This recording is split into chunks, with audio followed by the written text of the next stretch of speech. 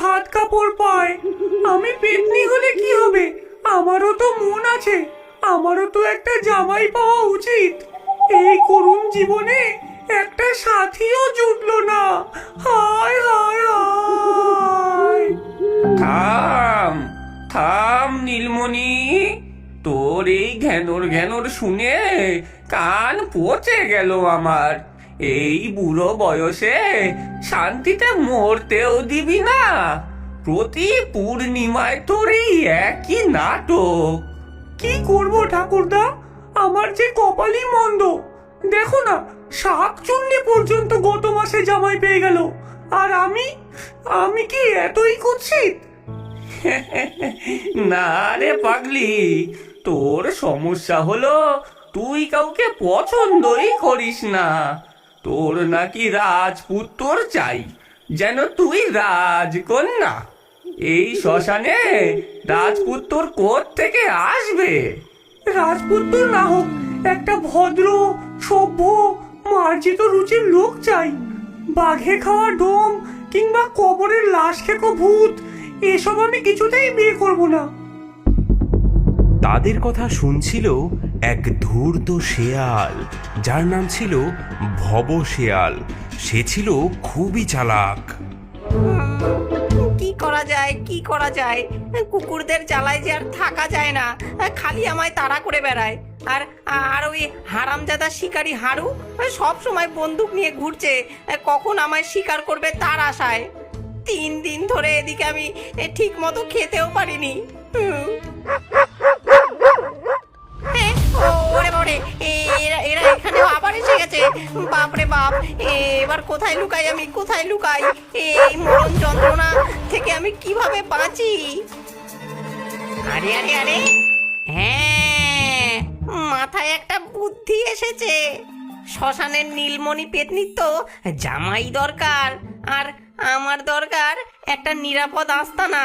যদি আমি ওর জামাই হয়ে যাই তো কোনো কুকুর বা শিকারী শ্মশানে ঢুকতে সাহসই করবে না। হ্যাঁ, একটা পাঞ্জাবি, একটা ধুতি, আর দেখি এই চটি জুতো পারফেক্ট। আজ রাতেই আমি ভদ্রলোক শ্রী ভবানী প্রসাদ দত্ত হয়ে যাব। হ্যাঁ।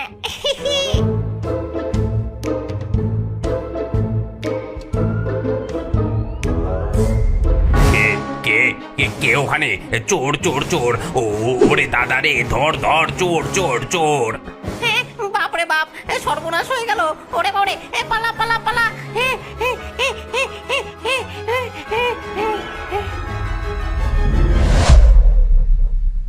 গোটা পাঁচেক বাড়ি ঘুরে ভব যা যা দরকার সব জোগাড় করে ফেলল। ভদ্রলোকের ধুতি, পাঞ্জাবি আর একটা চশমা। এবার সে সজ্জিত হয়ে শ্মশানের দিকে রওনা দিল। বাঁচাও বাঁচাও, কোনো ভদ্র মহিলা কি এখানে আছেন? আমাকে বাঁচান, দয়া করে আমাকে বাঁচান। আরে, একজন মানুষ এখানে, এই শ্মশানে? আপনি কে মশাই? আর ভূতের কাছে বাঁচানোর আবদার করছেন কেন? মাফ করবেন, আমি ভবানী প্রসাদ দত্ত, কলকাতার নামকরা ব্যবসায়ী। একটা রাতের গাড়িতে চড়ে রাস্তা ভুল করে এই গ্রামে এসে পৌঁছে গেছি। গাড়ির ড্রাইভার আমায় নামিয়ে ফেলে পালিয়েছে। পরে দেখি কিছু গুন্ডা আমাকে তাড়া করছে। কলকাতার ব্যবসায়ী, সেই বড় শহর থেকে এই জমিদারপুরের শ্মশানে? বিশ্বাস করা তো মুশকিল। আমি কেমন যেন শিয়ালের গন্ধ পাচ্ছি। হ্যাঁ, শেয়ালের গন্ধ? ওটা কি করে হবে? আমি তো ভদ্রলোক, ব্যবসায়ী। একটা শিয়ালই তো আমাকে তাড়া করেছে, দেখুন না। আপনি তো খুব সুন্দরী, এত রাতে এখানে একা কি করছেন? আমি সুন্দরী? মানে আমি তো পেতনি, পেতনি ভূত। আপনি ভয় পাচ্ছেন না তো? হ্যাঁ, ভূত? আমি ভূতে বিশ্বাসই করি না। তবে আপনি যদি বলেন তাহলে বলতে হবে আপনি দেখতে না একদমই ভূতের মতো নন, একদম দেবীর মতন। পেতনি নীলমণি আকাশ থেকে পড়ল। একজন ভদ্র সভ্য শিক্ষিত মানুষ তাকে দেবী বলছে। সেদিন থেকেই নীলমণি আর ভবানী প্রসাদের প্রেম শুরু হলো। নীলমণি, তোমার জন্য আমার হৃদয় একদম ব্যাকুল করে। তুমি কি আমাকে বিয়ে করবে? হ্যাঁ, সত্যি বলছো? একটা মানুষ একটা পেতনিকে বিয়ে করবে? হ্যাঁ, কেন নয়? ভালোবাসার কাছে তো এসব বাধা মানে না। বাঁচলাম, এই শ্মশানে থাকলে আর কেউ আমাকে ধরতে পারবে না। কিন্তু তোমাকে আমার একটা কথা বলা দরকার। কি? তোমার কি আগে বিয়ে হয়েছিল? কোনো সমস্যা আছে? না না, সেটা নয়। আমরা পেতনি রাজাদের বিয়ে করি, বিয়ের রাতে তাদের খেয়ে ফেলি। হ্যাঁ, কি খেয়ে ফেলো? না না, আমি বললাম পেতনিরা বিয়ের পর স্বামীর অনেক সেবা করে।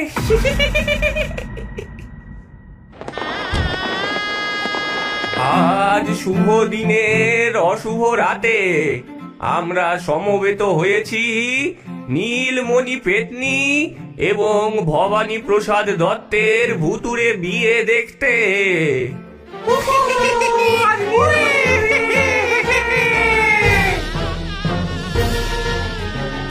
ধুমধাম করে পেতনি এবং শেয়ালের বিয়ে হলো। কিন্তু বিয়ের রাতে ভবশেয়াল পড়ল নতুন ঝামেলায়। ভূত সমাজের নিয়ম অনুযায়ী এবার তোমাকে খাওয়ার পালা। হ্যাঁ, কি খেতে হবে? আমাকে খাবে? এটা কি বলছো তুমি? তুমি জানো না, আমরা পেতনিরা যাদের বিয়ে করি তাদের বিয়ের রাতেই খেয়ে ফেলি। এটাই আমাদের রীতি। হ্যাঁ, ওরে বাবারে, হ্যাঁ প্রিয়ে, এটা তো আমার জানা ছিল না। দয়া করে একটা অনুরোধ শোনো। আমি দেখছি আমি তোমার পছন্দের জামাই, কিন্তু আমি তো খুব রোগা, দেখতেই তো পাচ্ছ। আমাকে খেলে তো তোমার পেটই ভরবে না। তাহলে তার চেয়ে আমি প্রতিদিন রাতে তোমাকে তোমার পছন্দের খাবার এনে দেবো। যাই খেতে চাও আমি ঠিক এনে দেবো, তার বদলে আমাকে ছেড়ে দাও। মন্দ প্রস্তাব নয়। এত বছর ধরে একা একা এত কষ্ট করেছি, এবার একটু সেবা যত্ন পাওয়া যাবে। ঠিক আছে, আমি এই চুক্তি মানছি। আজ থেকে তুমি আমার জামাই। কিন্তু মনে রেখো, একদিনও যদি তোমার আনা খাবারে আমি সন্তুষ্ট না হই, তাহলে তখনই তোমাকে আমি খেয়ে ফেলবো। এভাবেই ভবশেয়াল পেতনির জামাই হয়ে নিজের প্রাণ বাঁচালো। কিন্তু তার দুঃখের শুরু হলো এখান থেকে।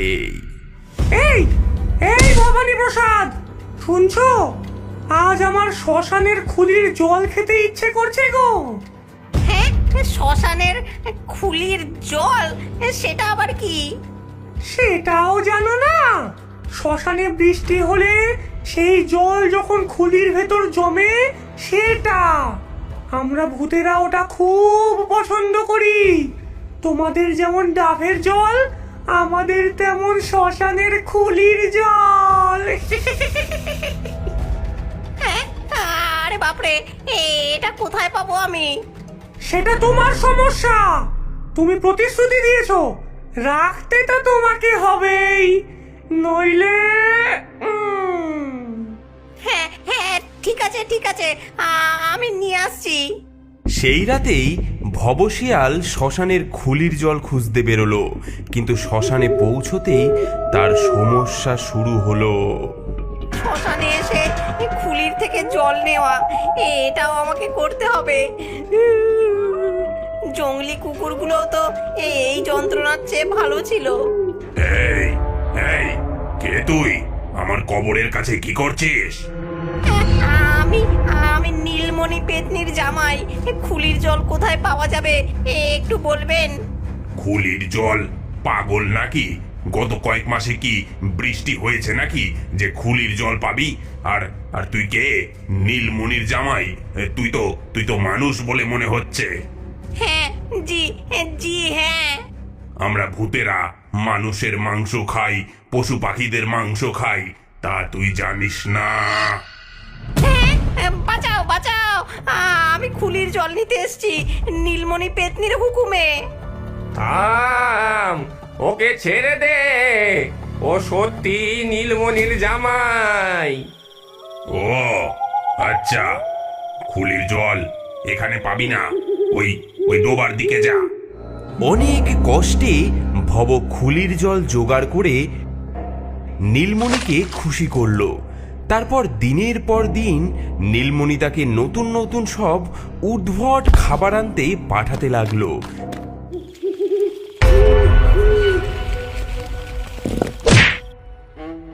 যেমন ব্যাঙ ভাজা, কুকুরের লেজের চুল দিয়ে বানানো স্যুপ, এমন আরো কত কি। কি হলো জামাই বাবু, এত এত চিন্তিত কেন? কে কে তুমি? আমি হলাম কুসুম, কুসুম শাকচুন্নি, পাশের শ্মশানের বাসিন্দা। তোমাকে প্রায়ই দেখি, খুব কষ্ট করে নীলমণির জন্য খাবার জোগাড় করতে হয় তো তোমাকে। কি করব বলো? তার জন্য যদি খাবার জোগাড় না করি তাহলে সে নিজেই তো আমাকে খাবার বানিয়ে ফেলবে। হ্যাঁ, এখন প্রতিদিন নতুন নতুন বিচিত্র খাবার চায় সে। কদিন আগে চেয়েছিল হনুমানের লেজের চুল দিয়ে বানানো চা। তুমি বলো কোথায় পাবো এই সব জিনিস আমি? আমি তোমাকে সাহায্য করতে পারি। আমি শাকচুন্নি, আমার অনেক ক্ষমতা আছে। তোমার যাই খাবার দরকার আমি জোগাড় করে দিতে পারি। সত্যি তুমি আমাকে সাহায্য করবে? হ্যাঁ, কিন্তু এর বদলে তোমায় আমাকে বিয়ে করতে হবে। কি? আবার বিয়ে? একটা পেতনি তো আছেই, তার উপর আরেকটা। কিন্তু আমি তোমাকে খেতে চাই না, আমি তোমাকে সত্যিকারের জামাই হিসাবেই চাই। দেখো, নীলমণি তোমাকে একদিন না একদিন খাবেই। আমি তোমাকে সেই বিপদ থেকে বাঁচাতে পারি। কথা তো ঠিক, নীলমণির খপ্পর থেকে বাঁচতে হলে। আর শোনো, আমি নীলমণির মতো ঘ্যানুর ঘ্যানুর করি না। আমার পছন্দ অনেক সিম্পল, শুধু একটা কচি শিয়ালের বাচ্চা রোজ খেতে পেলেই আমি খুশি। কি? তার মানে আমার বাচ্চা খেতে চাও তুমি? তোমার নয় গো, তোমার নয়, সে যে কোনো শিয়ালের হলেই হবে। দেখো, তোমাকে সিদ্ধান্ত নিতে হবে, হয় নীলমণির খিদের শিকার হও, নয়তো আমার সঙ্গে থাকো। হ্যাঁ হ্যাঁ, কি মুশকিলে পড়লাম আমি। একদিকে কূপ তো অন্যদিকে খাদ। আচ্ছা, আমি একটু ভেবে দেখি। ভব বুঝল এক শাকচুন্নি আর এক পেতনির মাঝে পড়েছে সে। দুজনেই তাকে চায়, একজন খাবার হিসাবে, অন্যজন জামাই হিসাবে। তার মাথায় একটা বুদ্ধি খেলে গেল, কাঁটা দিয়ে কাঁটা তুলতে হবে।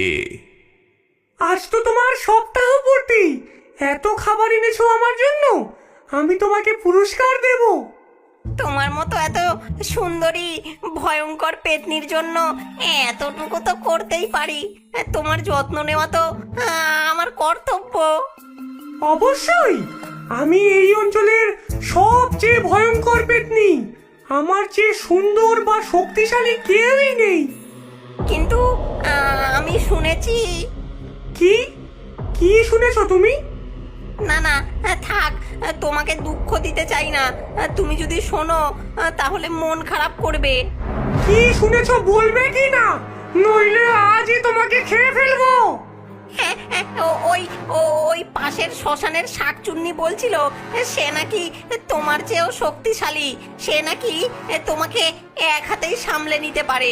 আর আর বলছিল তোমার জামাইকে সে নিজের করে নেবে। কি? সেই মেয়ে মানুষ আমার সম্পর্কে এসব বলেছে? আমার জামাইকে নিয়ে যাবে? তা তোমার এত বড় সাহস! হ্যাঁ, আর বলছিল তুমি নাকি এখন বুড়ি হয়ে গেছো, নতুন ভূতনীদের সামনে তোমার কোনো দামই নেই। আমি এখনই দেখাচ্ছি ওই শাকচুন্নিকে আমি বুড়ি হয়ে গেছি। ওর কপাল ভাঙবো আজকে আমি। এক নম্বর ফাঁদ তো সেট হয়ে গেল, এবার দ্বিতীয় নম্বর। হ্যাঁ কুসুম, এই যে কুসুম শাকচুন্নি, কোথায় গেলে? খুব বিপদ যে। কি হয়েছে? কি হয়েছে জামাই বাবু? নীলমণি এখানে আসছে তোমাকে মারতে। সে বলেছে তুমি নাকি আমাকে ভাগিয়ে নিয়ে যেতে চাও, আর বলেছে তুমি এখন নাকি বুড়ি হয়ে গেছো, তাই তুমি নতুন শিকার আর ধরে খেতে পারো না। কি? আমি বুড়ি হয়ে গেছি? আমি শিকার ধরে খেতে পারি না? হ্যাঁ, সেসব জানি না, কিন্তু সে এখনই এসে পড়বে। তার হাতে আবার একটা টর্চের আলো দেখলাম। তুমি তো জানোই ভূতনীরা টর্চের আলো দেখলে পালিয়ে যায়। টর্চের আলো নিয়ে আমাকে ভয় দেখাতে এসেছে? হ্যাঁ, ওর এত বড় সাহস! ওকে দেখে নেবো আজ। হ্যাঁ,